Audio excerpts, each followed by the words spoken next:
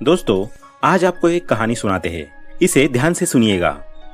दिल्ली में राज नाम का एक लड़का रहता था। बचपन से ही वो अपने माँ बाप का आज्ञाकारी बेटा था।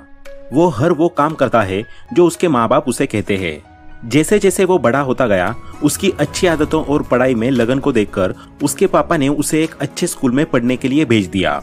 वहाँ भी वो हर क्लास में अव्वल आता था। उसके टीचर्स का कहना था कि राज एक दिन सबका नाम रोशन करेगा। इस बात को सुनकर उसके माता पिता बहुत ही खुश हो जाते थे। इस तरह वो कॉलेज में आ गया। वहाँ पर भी उसका पहला साल बहुत ही अच्छे से बीता। उसका पढ़ाई के साथ साथ अपने दोस्तों के साथ भी अच्छा रिलेशन था। उसे किसी भी तरह की बुरी लत नहीं थी। वो शराब और सिगरेट जैसी चीजों से दूरी बनाकर रखता था। लेकिन जब वो कॉलेज के 3rd ईयर में आया तो उसके पुराने दोस्त दूर हो गए और उसने कुछ नए दोस्त बना लिए। क्योंकि उनके पास बहुत ज्यादा पैसा था और वो उसे समय समय पर महंगे रेस्टोरेंट्स और क्लब में ले जाने लगे। उनकी लाइफस्टाइल को देखकर राज को भी उनके साथ ज्यादा समय बिताने का मन करने लगा। इसी तरह धीरे धीरे राज और उनकी दोस्ती काफी बढ़ गई। एक दिन वो राज को अपने साथ क्लब में लेकर गए। वहां पर उसके दोस्तों ने उसे शराब और सिगरेट की ऑफर की। उसने पहले तो इनकार किया, लेकिन उनके फोर्स करने पर उसने एक सिगरेट पी ली। अब जब भी राज दोस्तों के साथ बाहर जाता है तो वो एक सिगरेट जरूर पीता था। इस तरह उसे सिगरेट की लत लग गई। इसके बाद ये सिलसिला यहाँ नहीं रुका। इसके बाद उसने शराब पीना भी चालू कर दिया और इस चीज से राज काफी परेशान रहने लगा, क्योंकि शुरुआत में उसे इसके लिए ज्यादा पैसे खर्च नहीं करने पड़ते थे। इन सब का खर्चा वो अपने दोस्तों से निकाल लेता था। फिर इसके बाद उसने जुआ खेलना भी चालू कर दिया। एक समय बाद उसे समझ आने लगा कि वो इन सब चीजों से एडिक्टेड हो गया है। फिर एक समय बाद उसके दोस्तों ने भी उससे मिलना कम कर दिया। इसके बाद वो काफी परेशान रहने लगा। वो घर पर भी कुछ बात नहीं करता था।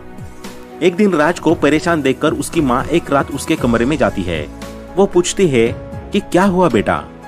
कुछ समय चुप रहने के बाद राज माँ से कहता है कि माँ, मुझे माफ कर दीजिए। मैं आपके बताए रास्ते पर नहीं चला और गलत लोगों के साथ उठने बैठने लगा। इसका परिणाम है कि आज मैं 2 लाख रुपए के कर्जे में हूँ। जुए और शराब की लत ने मुझे बर्बाद कर दिया है। उसकी माँ ये सारी बातें सुनकर हैरान रह जाती है। उन्हें समझ नहीं आता कि वो अपने बेटे को किस तरह समझाए कि वो इन बुरी आदतों से अपना पीछा छुड़ा ले। फिर उसकी माँ उससे पूछती है कि बेटा, इन सब की शुरुआत कैसे हुई? तुम तो पढ़ने लिखने में इतने होशियार थे और सबका कहना मानते थे, और तुम्हें तो शराब और सिगरेट से भी नफरत थी। इस बात पर जवाब देते हुए राज कहता है कि माँ, शुरुआत तो सिर्फ एक सिगरेट से हुई थी, लेकिन अब न जाने दिन में कितनी सिगरेट और कितने ही अलग अलग प्रकार के नशे करने लगा हूँ। यह सब सुनकर राज की माँ को बहुत दुख होता है।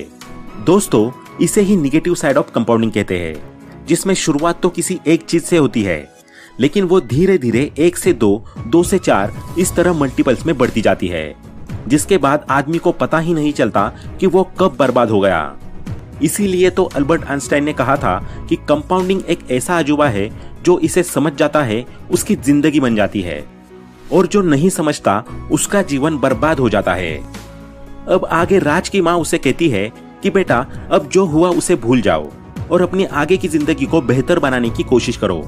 और कंपाउंडिंग की निगेटिव साइड तो तुमने देख ही ली है, अब एक बार कंपाउंडिंग की पॉजिटिव साइड पर फोकस करो। बस फिर राज ने उसी दिन अपनी माँ से वादा किया कि आज से वो कंपाउंडिंग के पॉजिटिव साइड को एक्सप्लोर करेगा और अपनी माँ के बताए हुए रास्ते पर ही चलकर अपनी मंजिल को प्राप्त करेगा।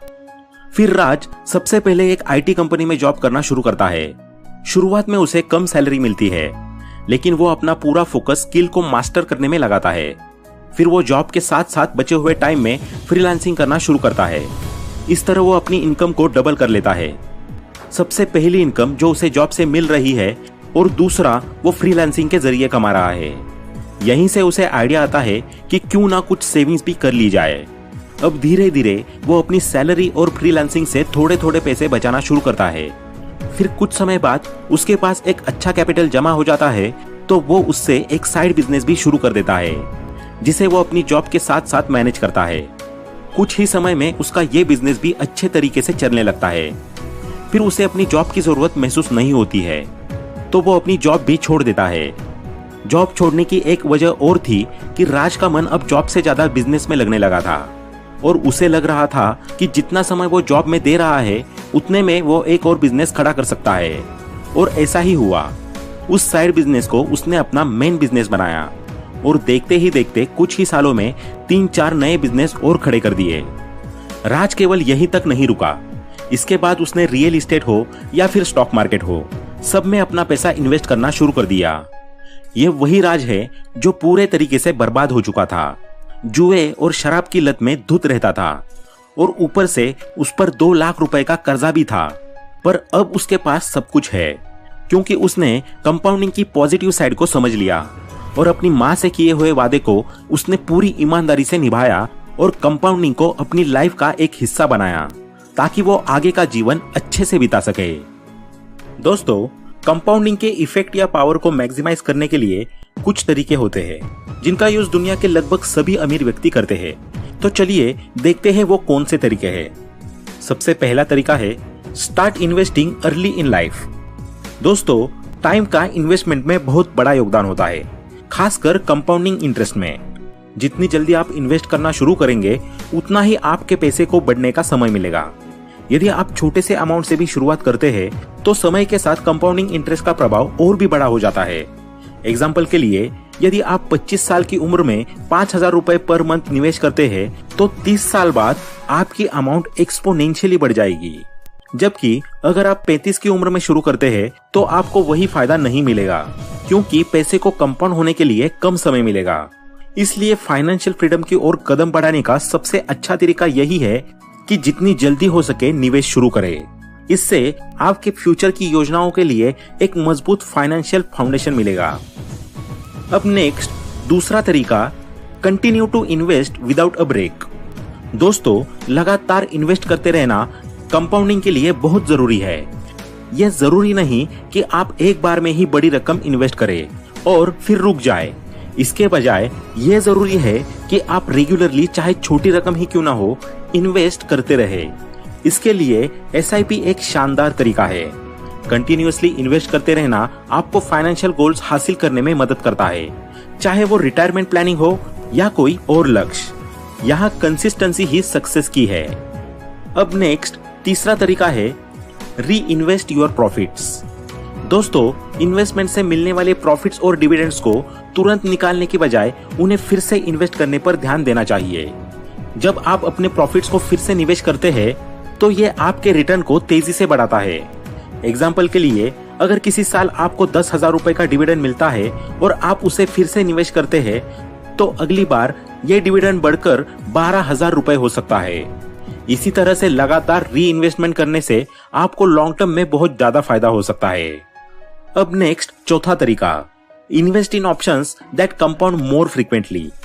दोस्तों, ऐसी जगह पर इन्वेस्टमेंट करें जहां पर कंपाउंडिंग फ्रीक्वेंटली तेजी से बढ़ती हो।